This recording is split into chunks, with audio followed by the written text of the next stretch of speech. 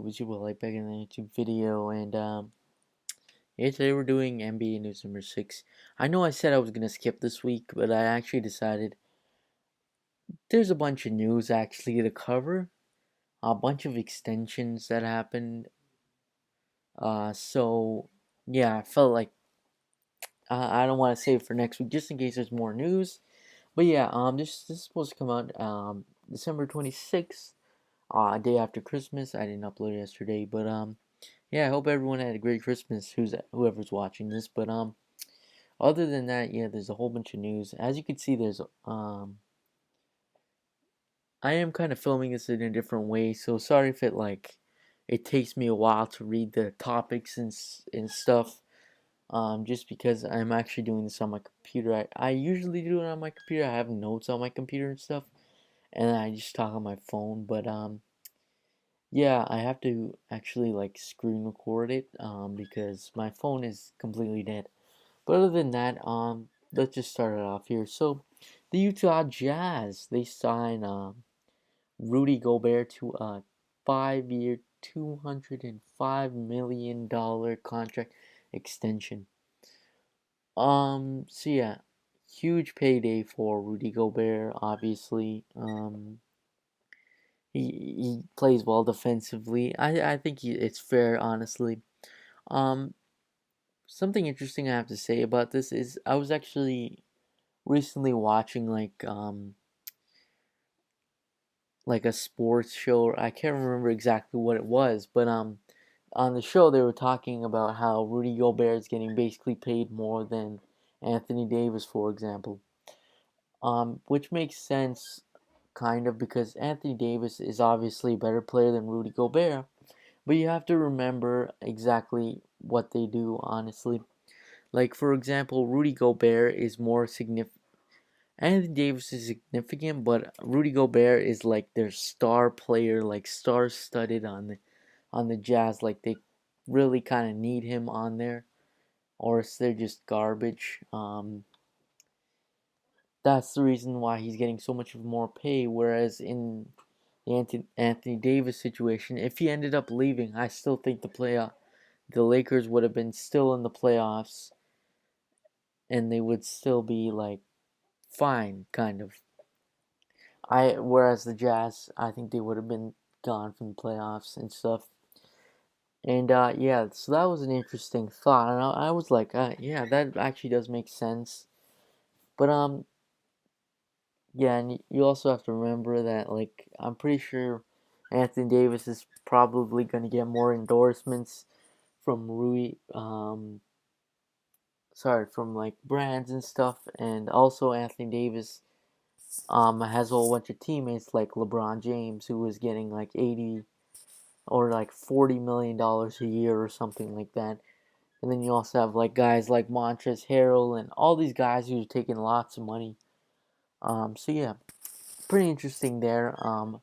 I don't think it was an overpay. I think it was a pretty well done pay. Um, and yeah, for maybe like some people might put Rudy Gobert as maybe a top 10 center after this past season. Personally, I think he's maybe a top 3. That's just me. I just think he can defend well. He's just a good player, all around player. I think it goes like Joel Embiid probably, and then Bam Adebayo maybe if you're playing him at center position. There's just like a lot of centers you could think of right now. That isn't my exact top 3. Just name a few good centers there, but yeah. Next up in the news is the Los Angeles Lakers and forward Kyle Kuzma have agreed to a 3-year, $40 million extension. Um, I'm not exact.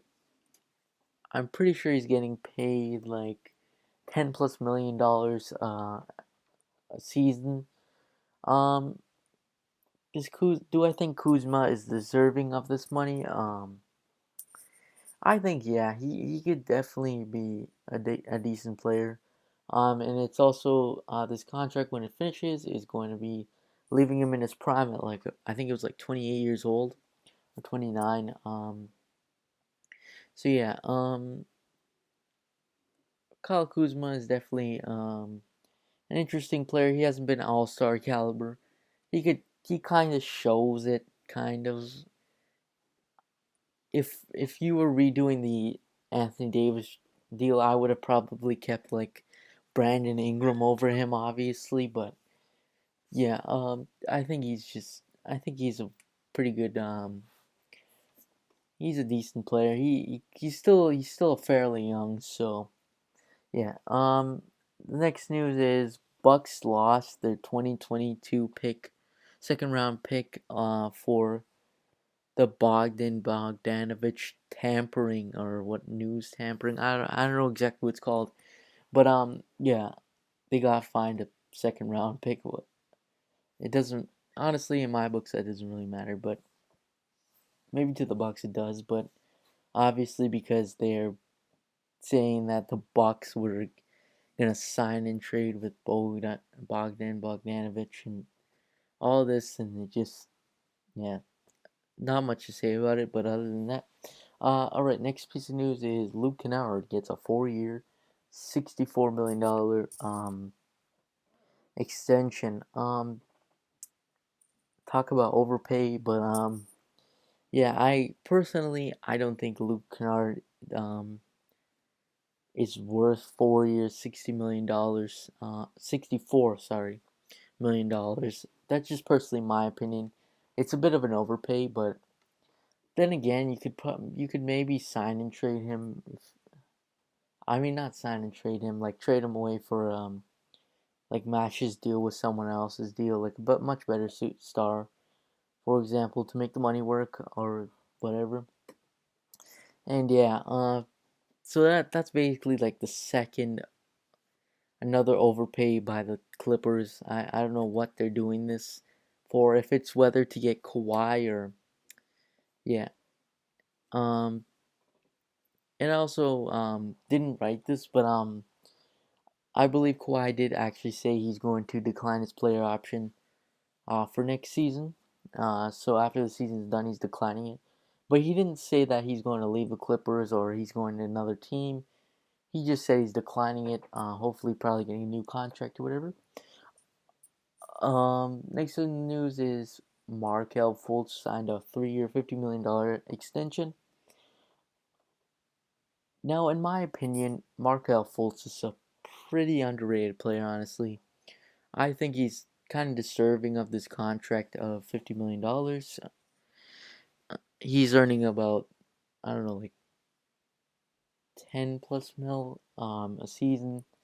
Um yeah, he's earning like 10 plus mil a season. He's definitely underrated, but you also have to remember he hasn't been in the league. He's been in the league about 3 years now. It's going into his third or fourth season.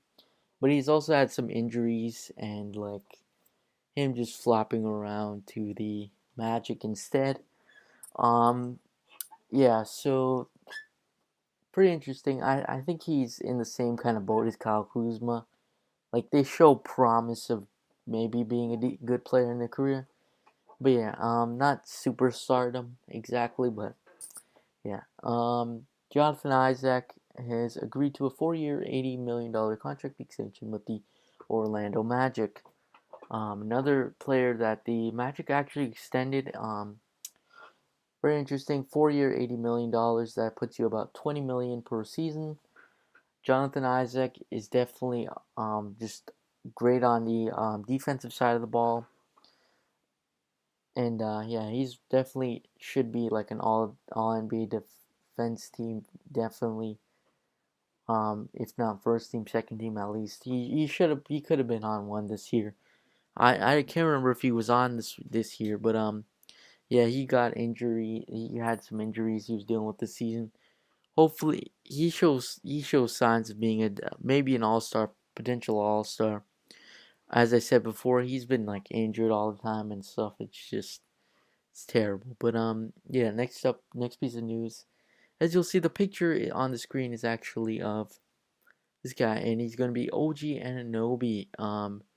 Has agreed to a 4-year, $72 million contract extension with the Toronto Raptors.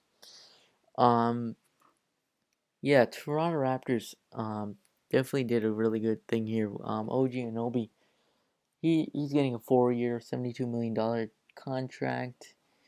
He's getting at least 10 plus mil a season. Maybe a little more, closer to 15 mil. Definitely a good player. Honestly, I'm pretty sure OG is sending signs of being a really good player. Like he went through those playoffs last season and he was doing well. Same with the whole season basically. He was doing really well. Having before gotten injured, so he came back better. And yeah, I definitely think OG Anunoby's definitely showing signs of maybe being like a Pascal Siakam type player. With the how way Pascal was, and just yeah, I think OG Anunoby's gonna be good in his career. And yeah, the Raptors just locked him up.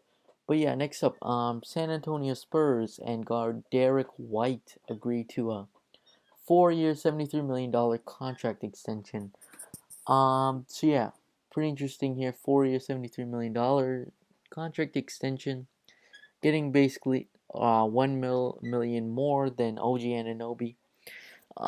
Derek White definitely good shooting guard. I don't know if he's all-star potential, but he can be definitely a starter. A starter on a good team, definitely.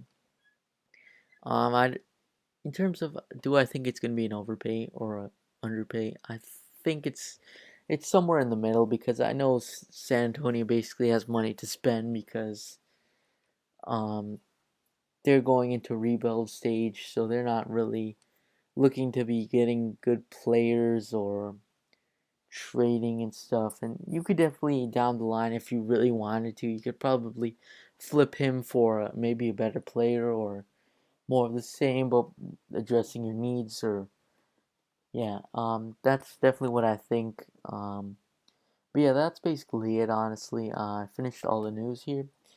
Um, Thanks for watching. Make sure you like and subscribe, and I'll see you guys in the next video. Peace.